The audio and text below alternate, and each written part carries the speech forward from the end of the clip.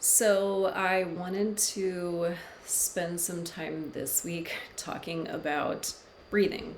So, we are in election week. I'm probably going to post this um, tomorrow on election day, but I have encountered a whole lot of stressed out people. And let me tell you right now that stress is not your friend. It's not going to help you with your long term health, and especially to remain in states of chronic stress.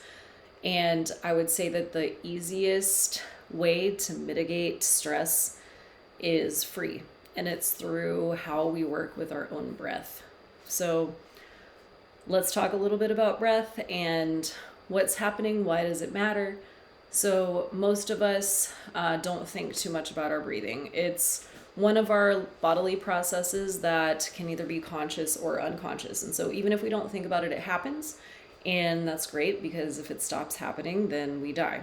So, to bring our awareness to our breath can help us to take full advantage of what's happening when we breathe. So, most of us breathe from the chest. So this is a shallow breath. So you might be able to tell how you breathe if you put a hand on your chest and a hand on your belly.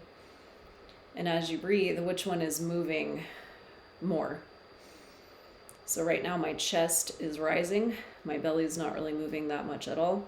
So that means I'm taking a shallow breath. This is called chest breathing. And during most of our day, this is what we do. And that's fine. Now, what happens when we chest breathe is that we don't actually take in as much air. We're not filling our lungs completely. And so that means with every breath, we're not maximizing how much oxygen we're intaking. When we start to take a full breath, filling our whole lungs, these are also called diaphragmatic breaths or belly breaths. And that's when we fill up the bottom half of our lungs as well as the top. When we do that, we're taking in more than double the amount of oxygen that we take in with a shallow breath. Why does this matter? Well, because oxygen gets delivered to every single one of our cells, and our cells need that oxygen to create ATP. ATP is the fuel that our body makes to fuel every single one of our bodily processes. So cellular health and optimal cellular function depends upon oxygen being delivered to our body. And when we are taking shallow breaths all the time, we're not providing enough of that for our body necessarily. So the other aspect of deep breathing and full breath is that it stimulates the vagus nerve. So the vagus nerve is the longest nerve in our body, and it is connected from our brain. It's connected to our digestive system, our lungs, our heart. It's kind of connected to everything, and it has a lot to do with our nervous system function. So your nervous system is what regulates and is in control of your stress response. So you might have heard of like the fight or flight response. What happens in intense stress, whether you want to fight somebody or whether you want to run away, that's your nervous system. And the vagus nerve can control whether or not you're in fight or flight or not. So in modern society, most people hang out in fight or flight a lot, way too much. Even in situations that aren't life-threatening. So we developed the fight or flight response as humans. It's very important. It's what tells us, to move our hand away from a fire or to run away from a predator or to attack someone who's threatening us. So it's a form of protection. It's not a bad thing. But when we get into states of chronic stress, we get kind of stuck in fight or flight, and it's hard to come out of it. And when we're stuck in fight or flight, our bodies can't do a lot of other things, because when we're in fight or flight, all of the mechanisms that aid in digestion, that regulate heart rate, those are kind of turned off so that we can focus on survival. But we don't want those turned off all the time, right? We need to come out of that in order to be healthy. And if you look at a lot of studies, if you look at the statistics, people who are in states of chronic stress for extended periods of time have worse health outcomes in the future. So they're more likely to develop chronic diseases, and suffer things that none of us want to suffer. So getting your nervous system in order is a great, great tool for long-term optimal health, and especially in my opinion, because it's free. So let's talk about what's happening when we're doing this deep breath. We're stimulating the vagus nerve. That the vagus nerve is then saying, okay, we're going out of fight or flight, we're going into rest and digest, and it helps us to find that state where all of our metabolic processes are back online and back in balance. So how do you breathe deeply? So it's sometimes easiest to start lying down flat on your back. It's a lot easier to feel your belly breath when you're lying down, so you're welcome to do that. You can also try just putting a hand on the belly here, and as you breathe in, the belly expands, the chest expands. As you exhale, belly contracts, chest contracts. So we're kind of taking deeper, slower breaths.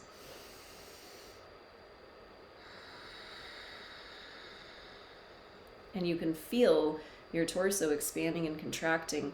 You want to make sure it's not just the rise and fall of the chest. That's a shallow breath.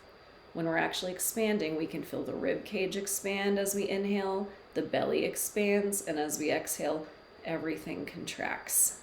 Okay, so I'm going to offer a very simple breathing exercise that you can do anywhere, anytime. And this is one to help bring you out of fight or flight, to help mitigate stress, to help deliver oxygen. So my recommendation is to do this every day. If you don't think that you will start to develop this habit, you can also habit stack, which means you stack it onto something that you already do every day. So let's say that you have to drive every day. Okay, then do this every time you're at a traffic light. Every time you're at a red light, you're going to do this. And this will get it in without you having to make a lot of changes to your daily schedule. So here's how it works. The breath has 4 parts. So there's the inhale. There's the gap at the top of the inhale. It's almost like holding your breath in. There's the exhale.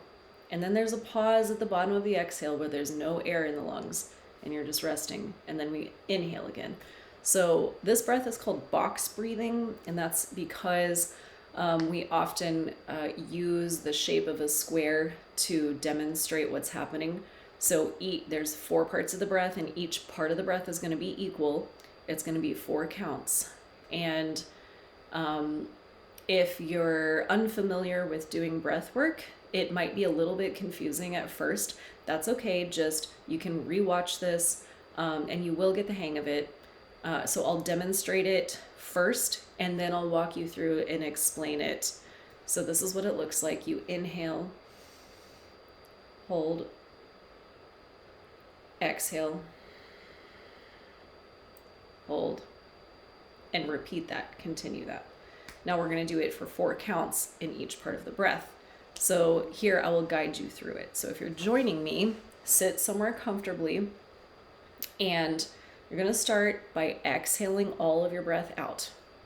Now we're going to inhale for 2, 3, 4, hold at the top, 3, 4, exhale, 3, 4, hold, 2, 3, 4, in, 2, 3, 4, hold, 2, 3, 4, out, 2, 3, 4, hold, 2, 3, 4, in, 2, 3, 4, hold, 2, 3, 4, out, 2, 3, 4, hold, 2, 3, 4.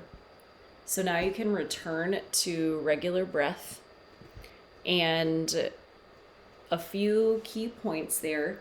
When we're doing the count, you are going to make your breath last as long as each count lasts. So for example, if I'm exhaling, I wouldn't just exhale everything out in one and then hold it the rest of the way. I would make sure I'm exhaling for the entire 4 counts.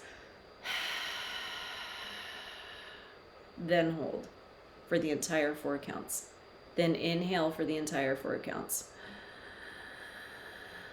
Then hold for the entire 4 counts. And continue like so.